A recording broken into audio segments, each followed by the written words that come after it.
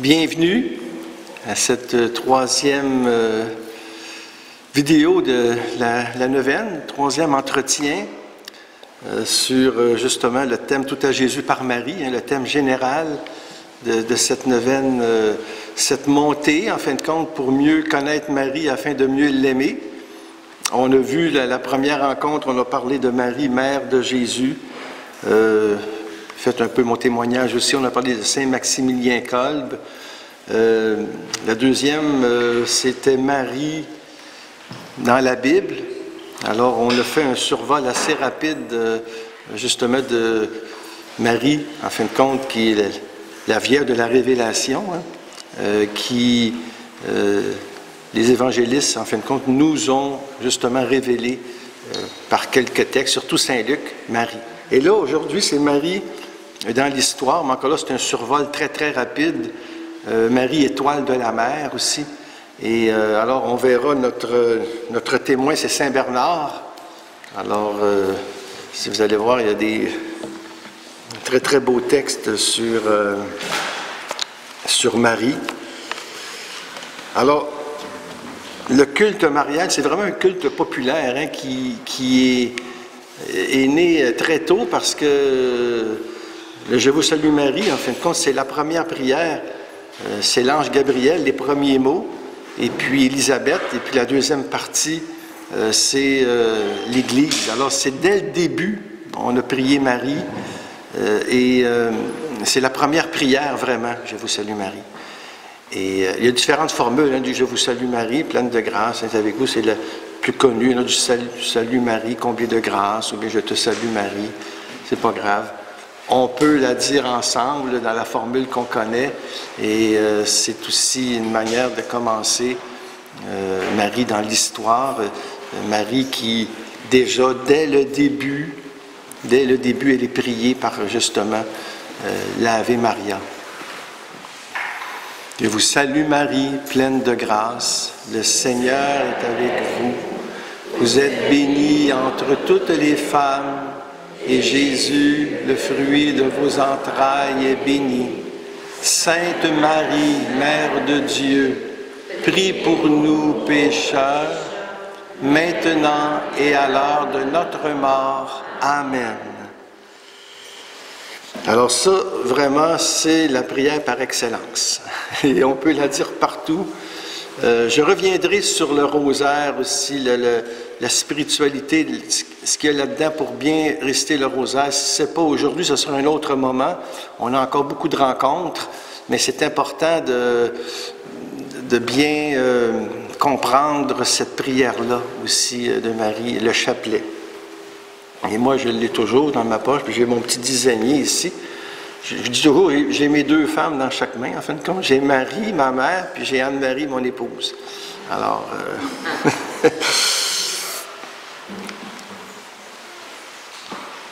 ça s'est développé vraiment, le culte marial, dès le début, mais dans l'Antiquité, ça va être moins développé, et c'est normal qu'au Moyen Âge et qu'aujourd'hui, parce que à travers l'histoire, eh bien, on intériorise la révélation et puis elle se déploie à travers ses témoins, les théologiens, les mystiques, les saints, les saintes qui nous parlent de tel aspect. Ce qui fait que le 20e siècle est vraiment un siècle marial. D'abord, beaucoup d'apparitions de Marie, mais c'est aussi le dogme de l'Assomption en 1950. Alors, c'est sûr que ça marque un siècle, comme le siècle précédent, c'était l'Immaculée Conception. Ça, c'était pas... Dès le début, on en parle de ces mystères-là, mais pas de manière à en faire une fête officielle au calendrier. Mais dans l'Antiquité, une des premières images de Marie, c'est vers 115. Ça, c'est dans les catacombes, la catacombe de Priscille à Rome. Déjà, on a les anciennes images de Marie. Et la prière la plus antique, après le Je vous salue Marie, c'est le Sub Tuum. Le Sub Tuum, c'est sous ta garde, le 2e siècle. Et quand j'ai fait mon expérience, quand j'étais plus jeune, moi, à Oka, on chantait ça toujours après les laudes le matin. Et mon épouse et moi, le soir, on a repris ça. Il y a différentes formules. Moi, c'était le « Sous ta garde, nous nous réfugions, Sainte Mère de Dieu.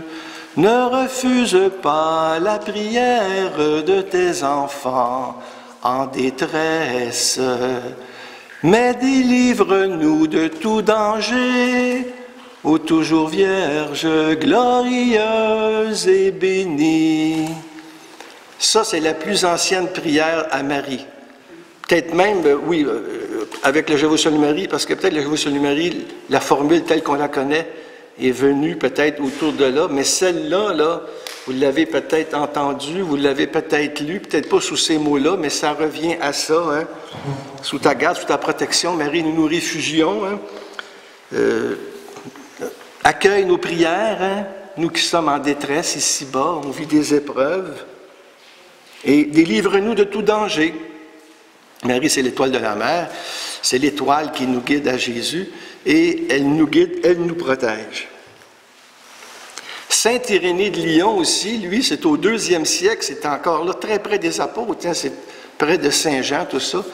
Lui, il va vraiment aussi développer, il va commencer à parler de Marie comme la nouvelle Ève, et il va montrer que Marie, c'est elle qui dénoue le nœud que Ève avait fait en désobéissant.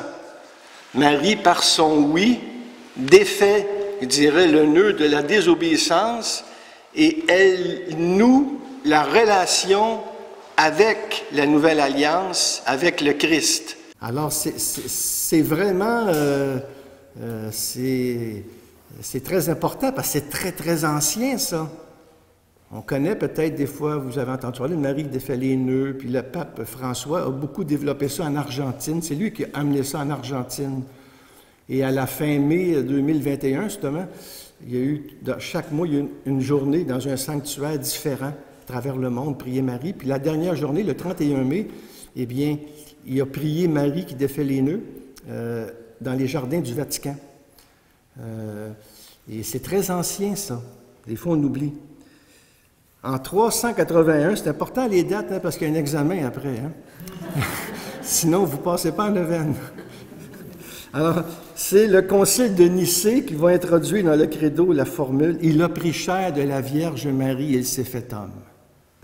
Ça, c'est fort, ça aussi. « Il a pris chair de la Vierge Marie et il s'est fait homme », c'est notre credo, ça fait partie de notre foi. Donc, on y croit. Si on n'y croit pas, bien, on n'est pas dans la tradition chrétienne, on n'est pas justement dans ce symbole des apôtres. Le symbole, c'est ce qui unit. Donc, le symbole des apôtres, c'est ce qui nous permet de nous reconnaître, c'est ce qui nous unit. Je crois en Dieu, le Père Tout-Puissant. Bon. Il a pris chair de la Vierge Marie et s'est fait homme. Et Saint Cyril, l'évêque d'Alexandrie, lui, qui est mort en 444, lui va être le grand défenseur de la maternité divine de la Vierge Marie. Et c'est comme ça qu'on va appeler Marie Mère de Dieu officiellement au Concile d'Éphèse. C'est des titres qui nous semblent, nous autres, ça va de soi, mais ça a pris des siècles avant de définir ça, parce que quand l'Église définit, et c'est toute l'autorité, eh bien, et après des conciles et tout ça, et on donne ce titre-là, bien là, ça devient officiel. Hein? Comme Marie, mère de l'Église, mais ça, c'est le Concile Vatican II, c'est Paul VI officiellement. Elle l'était avant, elle l'a toujours été, mais l'Église définit. Et à ce moment-là, Marie, plus l'histoire avance, plus Marie devient au cœur de l'histoire du salut, parce qu'on se rend compte qu'elle est inséparable du Christ et qu'elle nous conduit au Christ. Jésus est venu par Marie, nous allons à Jésus par Marie. Et Marie prend une importance assez grande, et c'est pour ça, des fois, ça peut agacer d'autres traditions, comme les protestants, des fois, qui trouvent qu'on aime beaucoup Marie. Ils aiment Marie aussi, hein? Ils la reconnaissent comme mère de Dieu, mère de l'Église aussi. Les orthodoxes, beaucoup. Mais nous, on n'en fait pas une déesse, on n'adore pas Marie, on la vénère, mais c'est parce que Marie, c'est la médiatrice entre nous et le Christ. Il n'y a rien de mieux pour avoir quelque chose de passer par la mer. Dans le fond. Et quand tu passes par Marie, bien, Jésus, il est à l'écoute. Mais le véritable médiateur, c'est vraiment le Christ. Mais Marie, elle ne prend pas la place du Christ. Elle nous conduit à lui. Donc, il n'y a pas de danger d'aimer trop Marie. Thérèse de Lisieux, il dit, ne craignez pas d'aimer trop Marie. Jésus va être content. Plus tu aimes sa mère, plus que lui est content. Comme plus tu aimes le Christ, bien plus la mère aussi. Hein, c'est pas trop compliqué. Et Saint Cyril d'Alexandrie va justement composer une hymne, une des premières, où il y a les litanies de la Vierge, qu'on va connaître beaucoup plus tard. Alors, dans ce texte-là, il écrit, ici, Salut Marie, Mère de Dieu, trésor vénéré de tout l'univers, lumière qui ne s'éteint pas, couronne des vierges, sceptre de la sûre vérité, temple indestructible, demeure pour qui n'a pas de toi, Mère et Vierge. Par toi, celui qui vient au nom du Seigneur est béni dans les évangiles. Salut à toi, qui a abrité en ton sein virginal celui qui est sans commencement et sans fin. C'est le mystère de l'incarnation, ça nous dépasse. À ce moment-là, on s'écrase, on adore, et puis on accueille. Et c'est pour ça que Marie va demeurer toute humble, toute petite, toute cachée, et elle porte le salut, elle porte le Christ, et elle va le suivre jusqu'à la fin, jusqu'au calvaire, et elle va être là à l'Église naissante, à la Pentecôte, mais après ça aussi, elle va guider les premiers chrétiens. Marie, qui est mère de l'Église, qui est importante. Elle nous est donnée. Voici ta mère. Alors, chacun est libre, hein? Mais c'est le Christ qu'on accueille à travers elle. À partir du Moyen Âge, l'Occident va développer un culte spécifique à Marie, et là, c'est Saint Bernard. Mais Saint Bernard, j'en parlerai tout à l'heure, parce que lui, c'est le grand théologien marial, parce qu'il vient avant d'autres, et qui va inspirer beaucoup les autres saints qui vont venir après lui, comme Saint Jean-Eudes qu'on va voir, Saint Louis-Marie Grignon de Montfort, Maximilien Kolb, et même des livres comme L'Imitation de Jésus-Christ, qui est un livre très, très populaire au 15e siècle, mais il est beaucoup inspiré de Saint Bernard, c'est le 12e siècle. Et alors, c'est la grande figure des cisterciens. Saint Bernard va vraiment développer que Marie est médiatrice entre le Christ et les hommes. Et c'est une piété qui est très sensible des cisterciens aussi. On loue l'humanité de Jésus, Marie, la Sainte Famille, et normalement, ben, c'est lui qui appelle Marie Notre-Dame. Et à la fin du Salve Regina, il va ajouter ces paroles, « Ô clémente, ô toute belle, ô douce Vierge Marie ». Et c'est Saint Bernard qui va donner à Marie le titre « Étoile de la mer ». C'est l'hymne national des Acadiens aussi, hein, et leur fête nationale, c'est l'Assomption. J'y reviendrai là-dessus pour finir. On va terminer avec ce beau texte de Saint Bernard. « Regarde l'étoile, ne crains pas ». C'est très beau. C'est un écrivain hors pair, Saint Bernard. C'est un des meilleurs écrivains, des textes superbes. Au 13e siècle, c'est les franciscains et les dominicains qui vont développer la piété de Marie. Là, les sanctuaires vont se développer, et puis on attribue aux franciscains Jacopone da Todi, justement, le poème liturgique, le Stabat Mater. Hein? Stabat Mater, ça vient du 13e siècle, et ça aussi, hein, le Stabat Mater, debout, la mère douloureuse, près de la croix, était en larmes. Et ça va beaucoup toucher les gens, énormément. Pergolèse a fait un Stabat Mater extraordinaire, Vivaldi, les compositeurs, les peintres, les écrivains, la Marie qui est là, debout au pied de la croix, va inspirer beaucoup l'iconographie chrétienne, l'art, comme aussi la Pietà, hein, Michel-Ange et tout ça. C'est notre culture, c'est important. Ça fait partie de notre tradition, ça, tout cet art-là qui est très, très beau vis-à-vis Marie. Et les dominicains, surtout Alain de la Roche, il va proposer la prière du rosaire au 15e siècle. Ça aussi, je vais en parler si, à un moment donné, je me rends compte que j'ai du temps. Parce que c'est structuré, mon affaire, puis je me suis donné comme défi de ne pas trop dépasser 45 minutes. Je pense à vous autres ici qui m'écoutez, qui êtes capables d'en prendre, mais je pense surtout aux personnes qui, dans la vidéo, peut-être dans 2 ans, vont écouter ça. il faut que ça soit assez égal. Hein, Marie va se promener, moi je crois, à travers ces vidéos-là, cette neuvaine, qui est aussi sur le site du sanctuaire Marie-Reine des Cœurs. Et puis nous semons, puis le reste, ça ne nous regarde pas. Par contre, c'est du travail, ça c'est sûr. Tout mettre ça en ligne, et puis il faut qu'on ait la fibre optique, puis il faut que la vitesse soit assez bonne, parce que ce sont des documents, mais il n'y avait pas ça avant. Donc, les saints de demain aussi, c'est des saints d'Internet, c'est des saints qui vont évangéliser par les médias sociaux. La sainteté, elle est partout, elle. C'est d'être unis au Christ, qu'on se soit avec un micro, derrière un micro, un ordinateur ou non, qu'on fasse des vidéos ou non. L'important, c'est la sainteté. Elle se vit partout. Et nous, on a été témoins, justement, dans ce que le monde vit. Et c'est dans ce temps-là, justement, la belle prière, le souvenez-vous. Hein? Vous en souvenez du souvenez-vous? Souvenez-vous du souvenez-vous. C'est quand même drôle, en tout cas, ma blague, en tout cas. Bon. Souvenez-vous, ô très miséricordieuse Vierge Marie, qu'on n'a jamais entendu dire qu'aucun de ceux qui ont eu recours à votre protection, imploré votre assistance, réclamé votre secours a été abandonné. Animé d'une pareille confiance, ô Vierge des Vierges, ô ma mère, je cours vers vous, et gémissant sous le poids de mes péchés, je me prosterne à vos pieds. Ô Mère du Verbe, ne méprisez pas mes prières, mais accueillez-les favorablement et daignez les exaucer. Souvenez-vous, c'est très fort, ça aussi. On les connaît.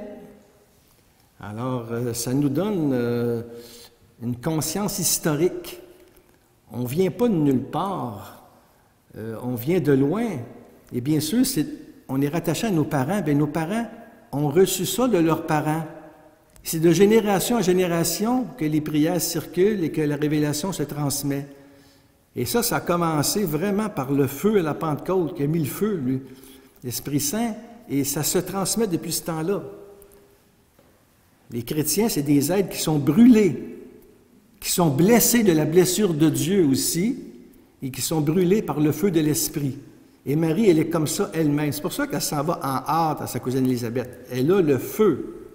Marie, c'est une femme qui a le feu de l'Esprit Saint. C'est l'épouse de l'Esprit Saint. Et on va développer ça, et c'est ce qu'on appelle, à ce moment-là, on va développer aussi l'Angélus.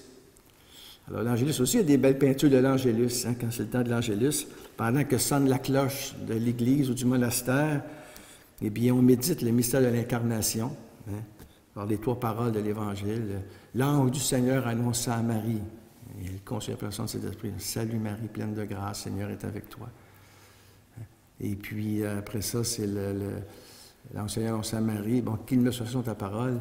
Bon, puis, et la dernière, et le Verbe s'est fait chair, il a habité parmi nous. Donc souvent, on récite ça avant le repas. L'Angélus, ça se fait encore aujourd'hui dans les monastères, dans beaucoup de pays. Au 17e siècle, on appelle ça l'école française de spiritualité. J'espère que je ne vous perds pas. J'espère que ce n'est pas trop vite, mais il y a des enseignements qui seront peut-être beaucoup plus enseignants, je dirais. Il y a d'autres enseignements qui seront peut-être plus faciles pour vous. Ça dépend. Mais si vous venez à tous les enseignements, c'est sûr qu'il y en a un qui va vous toucher. Mais il y en a pour tout le monde. Alors là, on est dans l'histoire. Alors, c'est l'école française de spiritualité, c'était au 17e siècle, on appelle ça l'école française de spiritualité parce que dans cette école-là, on retrouve des noms comme M. Ollier, Bérulle, Saint-Jean-Eudes, Saint-Vincent de Paul, Saint-François de Sales. C'est tout un courant où on met beaucoup l'accent sur l'oraison, la prière profonde, l'humanité de Jésus, sur Saint-Joseph, sur la Sainte Famille, sur les Saintes Plaies, sur Marie.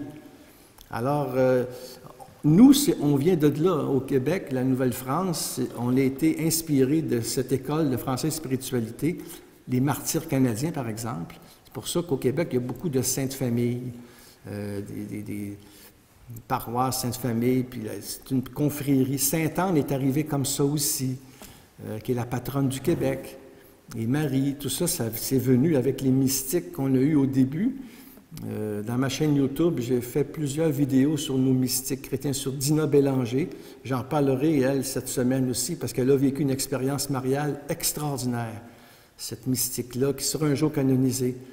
Marie l'Incarnation Marguerite Bourgeois, hein, qui est la congrégation Notre-Dame, qui va prendre la spiritualité de la visitation, justement pour la communauté qu'elle a fondée.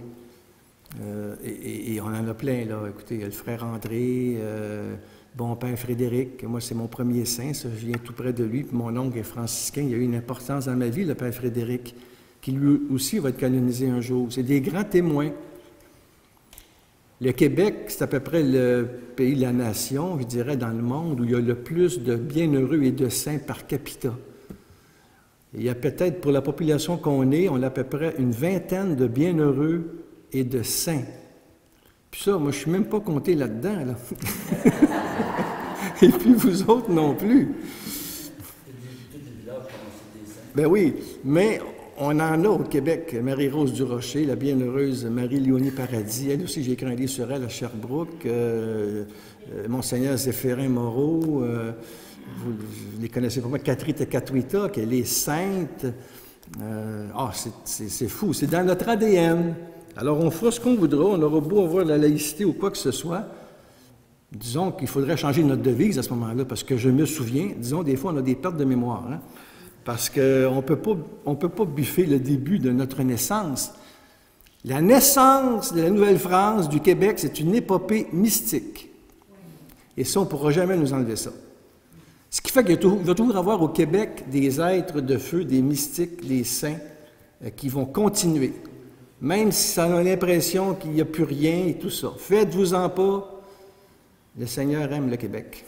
En tout cas, il aime tout le monde, mais ici, dans cette terre-là, il y a énormément de prières, de vocations. Vous savez, c'était un des peuples aussi qui a le plus essaimé à travers le monde par ses missionnaires. C'est fou, là, en tout cas. Bon, on se calme, là. Bon, alors... Saint-Jean-Eudes, je reviendrai sur Saint-Jean-Eudes dans un autre entretien parce que c'est le premier qui va véritablement créer une liturgie pour le cœur de Jésus et le cœur de Marie. Avant Marguerite Miret-Alacoque et Paris-Lamonial. Ça, j'y reviendrai. Saint-Louis-Marie Gréon de Montfort, on le garde plus pour la fin. Lui, il y a deux, trois derniers entretiens, on va le placer. Mais on ne commence pas à manger, on ne mange pas le dessert tout de suite, alors on attend. Et puis... c'est ça va, OK. Alors, ce que je vais faire aussi, vu que j'ai un petit peu de temps, je ferai plus tard mon petit topo, je vais le faire sur le rosaire. Là, dans le fond, ça serait bien que je parle dans la liturgie aussi, parce que ça fait partie de l'histoire. Et Marie, elle est célébrée, elle est priée tout au long de l'année liturgique. Et ça s'est développé à travers l'histoire. Je n'ai pas le temps de vous donner ça. Ça, c'est un cours que je donnais à l'Université Saint-Paul. Hein. J'ai été professeur en pastorat liturgique. On pouvait passer 45 heures sur le calendrier liturgique, sur le sanctoral, le temporal. Alors moi, ce n'est pas un cours que je donne ici, là. Hein. C'est pour donner le goût d'aller plus loin.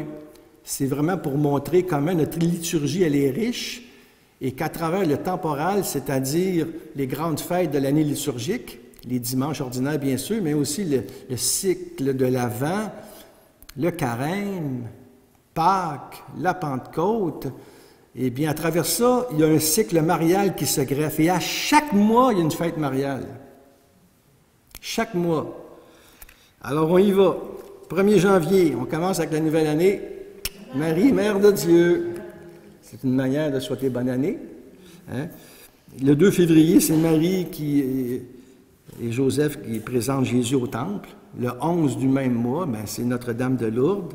Fais-moi Notre-Dame de Lourdes. Le 25 mars, c'est l'Annonciation. Et normalement, durant la Semaine Sainte, a lieu en avril, alors on retrouve Marie au pied de la croix. Et les fêtes, durant la Semaine Sainte, durant le temps, à ce moment-là, il n'y en a pas de fête liturgique. Il n'y a aucun saint, tout ça, parce que tout est centré sur le mystère pascal, qui est le centre de l'année liturgique et le sommet de la vie chrétienne, c'est Pâques, c'est pas Noël. Malgré que Noël, c'est très marial aussi, Marie est là, mais tout converge à Pâques. Et chaque dimanche, c'est Pâques. pour ça que j'aimais parler de l'Assomption comme notre Pâques d'été. Le samedi de la 3e semaine après la Pentecôte, qui tombe presque toujours, en fin de compte, au mois de juin, on célèbre le cœur immaculé de Marie. Hein? Et le pape François, là, je l'ai écrit dans mon livre, parce que j'ai écrit un livre sur Marie, là, il va paraître l'année prochaine, Marie, ma mère, ça c'est là-dedans, je prends le temps. Je crois que c'est le premier dimanche de la Pentecôte où Marie est célébrée comme mère de l'Église, hein, qui est rendue une mémoire obligatoire. C'est nouveau, c'est un calendrier liturgique. C'est le pape François qui a mis ça aussi. Alors maintenant, c'est une date qui est variable, mais c'est toujours autour de mai ou juin. Hein? Et Marie, mère de l'Église, c'est qui est un titre que Paul VI a donné à Marie. En juillet, il y a 2 fêtes qui sont liées à Marie. Tu as Notre-Dame du Mont-Carmel, hein, le 16. Et aussi, on peut quand même mettre Joachim et Anne, quand même, ce sont ses parents. T'sais. Alors, le 26 juillet, il y a toujours une place à Marie. Au mois d'août, bien sûr, c'est le 15, c'est l'Assomption. Et le 22, c'est Marie-Reine des Cœurs, aussi Marie-Reine. Le 8 septembre, c'est l'Église se remémore la naissance. Oui, il y a Marie Médiatrice aussi. Oh, il y en a d'autres. Moi, j'ai mis comme celles qui sont les plus... parce qu'il y en a d'autres, là. Puis il y a des fêtes aussi... oui, ça, c'est en Belgique. Elle devient officielle, cette fête-là, Marie Médiatrice. C'est que tu as des fêtes dans certains pays, mais dans d'autres pays, tu n'as pas ces fêtes-là. Moi, je parle ici du calendrier officiel de l'Église. Mais dans chaque conférence des évêques, dans chaque pays, il y a des fêtes mariales qui leur sont propres. Mais ici, c'est des fêtes qui sont plus connues. Par exemple, comme toute l'Église va fêter Marie-Reine le 22, par exemple. Ce n'est pas seulement au Canada, là. Hein? La même chose pour le 8 septembre, c'est Marie la naissance. Et le 15, c'est Notre-Dame des Douleurs. Le 15, qui est le lendemain de la Sainte Croix. Et c'est ça, la croix du Christ qui vient 40 jours après la transfiguration, qui est le 6 août. La Toussaint, mais dans le fond, on peut dire que c'est une fête mariale. La Toussaint, parce qu'il y en a une qui est sainte, c'est bien Marie, c'est la reine des saints. Et puis, le 21 novembre, c'est la présentation de Marie au Temple. Puis là, on arrive durant le temps de l'Avent. Puis là, Marie est présentée comme le grand témoin de l'Avent avec Isaïe et Jean-Baptiste. Et le 8 décembre, hey, ben c'est mon baptême. C'est l'Immaculée Conception. Alors, et c'est pour ça que je dis tout le temps, moi, en réalité, le chrétien est toujours en fête. On est toujours en train de fêter, nous autres. Et c'est ça qui est le mois de mai est consacré à Marie. Hein? Et le mois d'octobre, c'est le mois du rosaire aussi, de Notre-Dame du rosaire. Alors ça, je le développe aussi. J'ai mis ça à part dans mon livre parce que c'est des mois spéciaux. Mais là, je vous ai donné les grandes dates. C'est sûr qu'il y en a d'autres. On ne peut pas toutes les mettre comme je vous ai dit. Et puis, c'est ça. C'est pas mal bon, ça. Alors, on a fini pour notre tour d'horizon, Marie dans l'histoire et dans la liturgie. Saint-Bernard, maintenant. C'est un livre que j'avais écrit sur Saint-Bernard dans une collection Les grandes figures chrétiennes. C'était fait chez le Figaro en France, puis les presses de la Renaissance. Puis les autres, ils m'ont demandé Saint-Jean de la Croix. J'ai fait Saint-Jean de la Croix là-dedans. Et puis, je l'ai fait, puis tout à coup, je leur ai dit, est-ce qu'il y a quelqu'un qui fait Saint-Bernard? Bien, il dit, non, on n'a trouvé personne, mais je vais vous le faire, moi. Je me sentais poussé à le faire, puis j'ai vécu comme moi à Naoka, puis je connais bien Saint-Bernard. Et dans chaque livre, il y a un CD dedans, alors qui est les paroles, une anthologie des textes du Saint, et c'est lu par Michael Lansdale, qui est décédé l'année passée, qui est un grand témoin du Christ, Michael Lansdale, c'est lui qui faisait le frère Luc, le médecin, là, dans le film des hommes et des dieux. Il a joué dans James Bond aussi. C'est une conversion, lui. C'est un grand témoin du Christ, puis il est mort vraiment dans la prière. J'ai écrit un texte sur mon blog. D'ailleurs, dans tout ce que je vous dis, j'en profite parce que des fois je l'oublie, j'ai un blog où vous retrouvez ce que je vous dis ici. Il y a au-dessus de 600 articles, parce que ça fait depuis 10 ans que je tiens ça. Et là, vous pouvez aller fouiller. C'est jeangauthier.com. Et là-dedans, vous avez le blog. Et là, vous avez plein de textes, toi, sur Marie et toutes sortes de choses de même. Et Saint-Bernard, entre autres.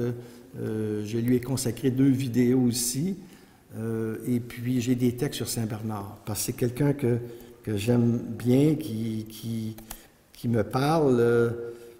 On voit un peu ça, ici une peinture de lui. Là. Ça nous permet de donner un peu de visuel pour la caméra, dans le fond. Là, c'est pas grave, ça fait changement un peu. Là. Bon. Et puis, alors, je veux simplement, vous comprenez, je ne veux pas commencer à parler de toute sa vie parce qu'on ne finira plus, mais au moins vous dire qu'il est né en 1090, puis il est décédé en 1153. Et lui, il va donner un nouvel essor à l'ordre cistercien parce qu'il va entrer chez les cisterciens avec quasiment sa famille et ses amis.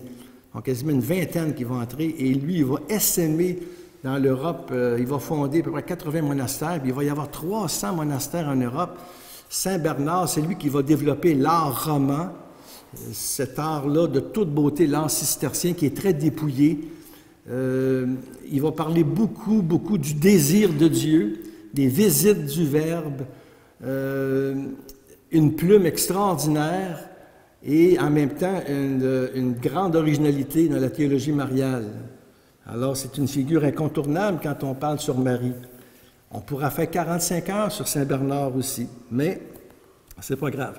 Et un de ses premiers livres, c'est les louanges de la Vierge Mère. C'est son premier livre qu'il a fait, c'est des homélies. Et juste vous donner un peu son style. C'est pour l'Annonciation. Alors, c'est un extrait d'un de ses sermons. Il écrit « Le monde entier, prosterné à tes genoux, se joint à cette prière, car c'est à tes lèvres qu'est suspendue la consolation des misérables, le rachat des captifs, la délivrance des condamnés, en un mot, le salut de tous les fils d'Adam, de toute race. Hâte-toi, Marie, donne ta réponse. Ô souveraine, prononce cette parole qu'attendent la terre et les enfers et les cieux. Le roi lui-même, le Seigneur, qui a si fort convoité ta beauté, désire avec la même ardeur ton consentement, dont il a voulu faire la condition du salut éternel. Tu lui as plu par ton silence, mais maintenant, tu lui plairas davantage par ta parole. Puis là, il dit, on attend, Marie, on attend. Puis là, qu'il me soit fait selon ta parole. Le fiat de Marie. Saint Bernard, dans un élan, va développer ça. Et quand même, là, ça fait... c'est quand même quasiment 1000 ans. Hein? Et sa dévotion à Saint Bernard, c'est beaucoup l'humble servante de Marie, puis il n'y a aucune mièvrerie dans son affaire. Et pourtant, lui, il n'était pas favorable à une fête officielle de l'Immaculée Conception. Il considérait Marie l'Immaculée Conception, mais il ne voyait pas l'intérêt d'en faire une fête officielle. Ça va prendre beaucoup de temps. Ça va prendre 8 siècles avant que ça se définisse. C'est quelque chose, ça, là, quand on met une fête officielle dans le calendrier liturgique, ça ne se fait pas comme ça. Hein? Mais il fonde sur Marie sa confiance et son espérance. Parce que pour lui, il dit, le Fils exauce toujours sa mère. Et c'est ça, Marie, c'est la mère et la médiatrice du Verbe. Il parle beaucoup du Verbe, Saint Bernard. Marie, pour lui, c'est l'image parfaite de l'âme et de l'Église. Et il développe ça.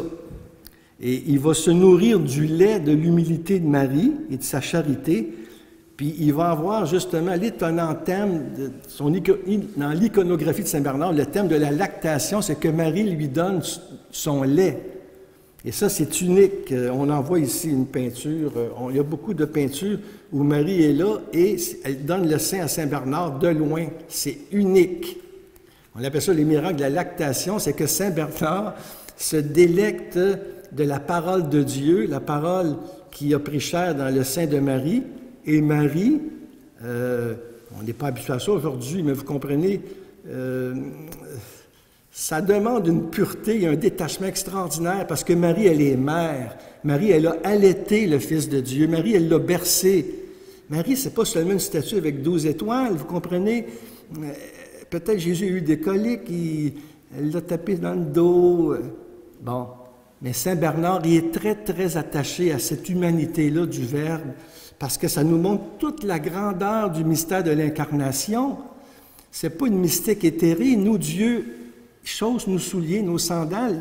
Il s'introduit dans l'histoire, il entre charnellement dans l'histoire. Et c'est par Marie. Il n'est pas arrivé dans une soucoupe volante, là. Hein? Et c'est important. Et Saint Bernard est très attaché à ça. Et Marie aime tellement ce que Saint Bernard dit, c'est comme si il s'abreuve justement à ce lait-là qui symbolise la parole de Dieu. Alors ça, vous verrez ça dans l'iconographie, qui peut surprendre certaines personnes aujourd'hui où on n'est pas habitué à ça. Mais c'est pour montrer, moi en tout cas, je trouve ça beau parce que c'est pour montrer comment dans le christianisme, c'est la théologie du corps. Et que véritablement l'incarnation, c'est ça, c'est central. Et Marie, elle est au cœur du mystère du salut. Elle est au cœur du projet de Dieu. Et puis, bon, ben, quelques textes de Saint Bernard, juste pour...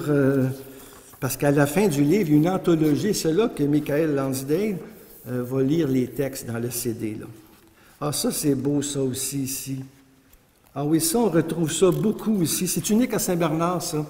C'est que, on voit ça, c'est que Jésus se détache de la croix, puis il va prendre Saint Bernard avec son bras. Je ne sais pas si vous l'avez déjà vu, ça. Ça, je l'explique dans... c'est très touchant parce que c'est pour montrer comment les grâces qu'il a eues, cet homme-là, parce qu'il en parle dans sa vie. C'est une vision mystique de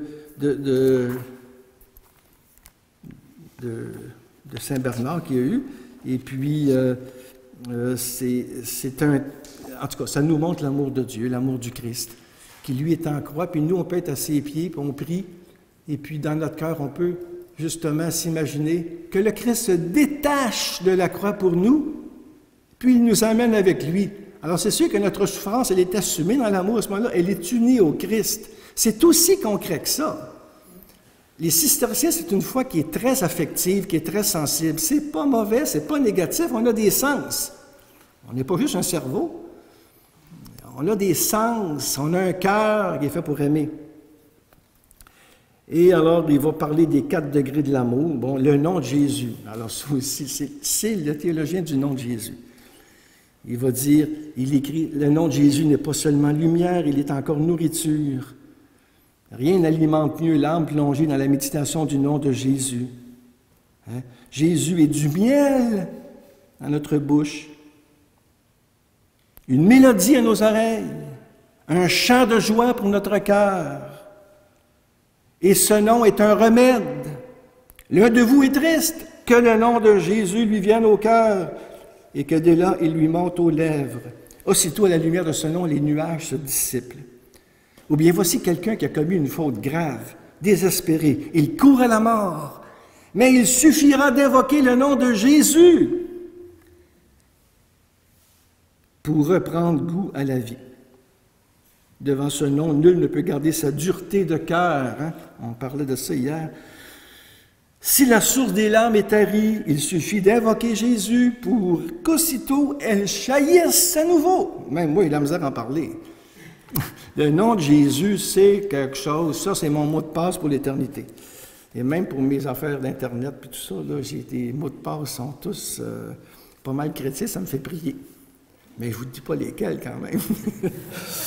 Bon, il va parler des visites du Verbe. Il dit, le Verbe arrive, je ne sais pas quand, mais je sais qu'il y a une grande paix qui m'envahit. Puis quand il s'en va, bien, je me sens triste, je me sens seul.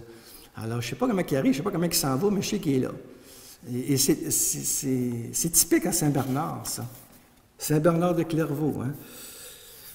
Puis, il dit l'amour aussi. Il dit, lorsque Dieu aime, il ne veut rien d'autre que d'être aimé, car il n'aime que pour qu'on l'aime, sachant que ceux qui l'aimeront accéderont à la béatitude. C'est pas parce que Jésus a besoin de travaux nécessairement, mais il sait qu'en l'aimant, on est sauvé. Jésus, c'est notre salut qui a besoin. Et là, on arrive, et c'est comme ça qu'on va terminer. On va terminer comme ça. À peu près 45 minutes, c'est bon. Termine le beau texte, Marie, étoile de la mer. La Vierge, rayonnant sur toute la terre, réchauffe les âmes plutôt que les corps, favorise la croissance des vertus et consume les vices. Elle est vraiment cette étoile la plus belle qui devait nécessairement se lever au-dessus de la mer immense, toute brillante de mérite et d'exemples éclairants. Qui que vous soyez, si vous comprenez que votre vie, plutôt qu'un voyage en terre ferme, est une navigation parmi les tempêtes et les tornades sur les flots mouvants du temps, ne quittez pas des yeux la lumière de l'étoile, afin d'éviter le naufrage. Et pendant juste un petit mot, je coupe ici la citation de Saint-Bernard, c'est que Dina Bélanger va dire un petit peu la même chose. Dina Bélanger, elle va toujours parler pour elle dans sa vie, les deux guides, c'est l'hostie et l'étoile. Et ça, elle va développer ça. Je reviendrai sur Dina Bélanger cette semaine. Elle est trop méconnue pour moi. L'hostie, hein, nous l'avons adorée tout à l'heure, et l'étoile Marie. Lorsque vous assaillent les vents des tentations, lorsque vous voyez paraître les écueils du malheur, regardez l'étoile, invoquez Marie. Si la colère, l'avarice, les séductions charnelles viennent secouer la légère embarcation de votre âme, levez les yeux vers Marie. Si troublé par l'atrocité de vos crimes, honteux des souillures de votre conscience, épouvanté par la menace du jugement, vous commencez à vous engloutir dans le gouffre de la tristesse et l'abîme du désespoir, pensez à Marie. Dans le péril, l'angoisse, le doute, pensez à Marie, invoquez Marie. Que son nom ne quitte pas vos lèvres ni vos cœurs. Et pour obtenir son intercession, ne vous détournez pas de son exemple. En la suivant, vous ne vous égarerez pas. En la suppliant, vous ne connaîtrez pas le désespoir. En pensant à elle, vous éviterez toute erreur. Si elle vous soutient, vous ne sombrerez pas. Si elle vous protège, vous n'aurez rien à craindre. Sous sa conduite, vous ignorerez la fatigue. Grâce à sa faveur, vous atteindrez le but. Et ainsi, vous saurez, par votre propre expérience, tout ce que signifient ces mots, et le nom de la Vierge était Marie. Nous te rendons grâce, Marie, de nous conduire à Jésus, d'être cette étoile qui nous guide dans la vie, de nous protéger. Et nous rendons grâce à l'Esprit Saint de t'avoir épousé à travers l'histoire et de nous inspirer à te connaître pour mieux t'aimer. Ô Esprit Saint, toi qui vis avec Jésus et le Père pour les siècles des siècles.